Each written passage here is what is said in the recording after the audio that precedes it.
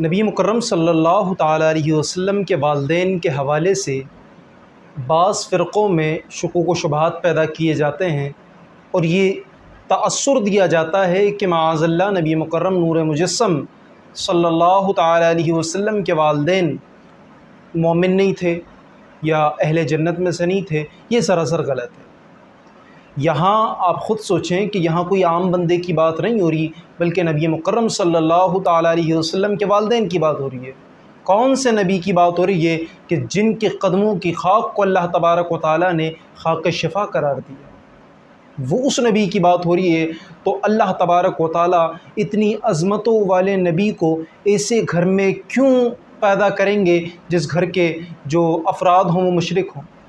چنانچہ یہ جو عقیدہ، یہ جو نظریہ ہے، یہ باطل ہے کہ نبی مکرم صلی اللہ تعالیٰ علیہ وسلم کے والدین مومن نہیں تھے یا اہل جنت میں سے نہیں تھے۔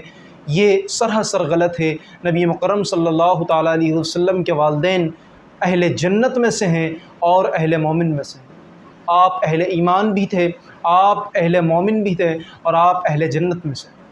اس کے بارے میں ایک حدیث نقل کی جاتی ہے کہ جناب والا نبی مکرم صلی اللہ تعالیٰ علیہ وسلم کے والدین کو دوبارہ زندہ کیا گیا، پھر حضور نے ان کو کلمہ پڑھایا۔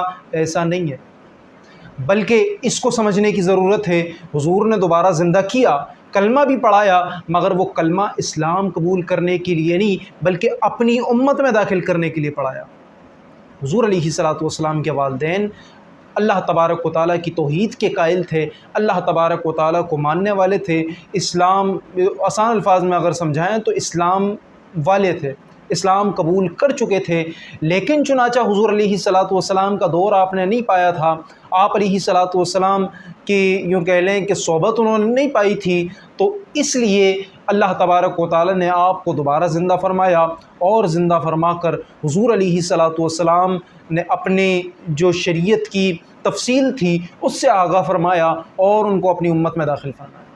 اور بعض طبقہ یہ کہتا ہے کہ اس پر توقف کیا جائے۔ کس بات کا توقف کیا جائے؟ یہ حضور علیہ الصلوۃ والسلام کے والدین کی شان ہے، آپ علیہ الصلوۃ والسلام کے والدین کی عظمت ہے۔ چنانچہ اگر یہاں کوئی دلائل، ویسے تو قرآن و حدیث میں بے شمار دلائل موجود ہیں، لیکن اگر تصور کیا جائے کہ دلائل موجود نہ ہوں، پھر بھی انسانی ذہن اس بات کو قبول نہیں کرتا کہ حضور علیہ الصلوۃ والسلام کے والدین معاذ اللہ مسلمان نہیں تھے یا اہل جنت میں سے نہیں ہے۔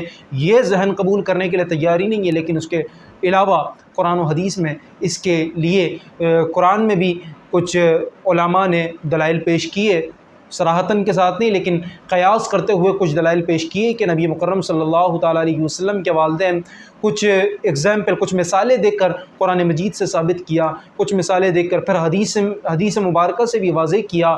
لیکن اعلیٰ حضرت امام احمد رضا خان علیہ رحمت و رضوان نے اس بات کو واضح کیا اور آپ نے بھی لکھا کہ جو نبی مکرم صلی اللہ تعالیٰ علیہ وسلم کے والدین کہ ایمان کا قائل نہ ہو وہ گمراہ ہے، وہ بد مذہب ہے، وہ گمراہ ہے اور اس کی گمراہی میں کوئی شک نہیں ہے۔ اور جو نبی مکرم صلی اللہ تعالیٰ علیہ وسلم کے والدین کے ایمان میں شک کرے، اس کے خود کے ایمان میں شک کرنا چاہیے۔ چنانچہ مختصر خلاصہ کلام یہ کہ جناب والا جو یہ کہے کہ حضور کے والدین معاذ اللہ ایمان والے نہیں تھے، یا جو کہے کہ جی اس پر توقف اختیار کیا جائے، یہ دونوں غلط ہے۔ توقف کس بات کا اختیار کیا جائے؟ حضور علیہ الصلوۃ والسلام کے والدین حضرت عبداللہ اور حضرت آمنہ رضی اللہ تعالیٰ عنہما دونوں مومن تھے۔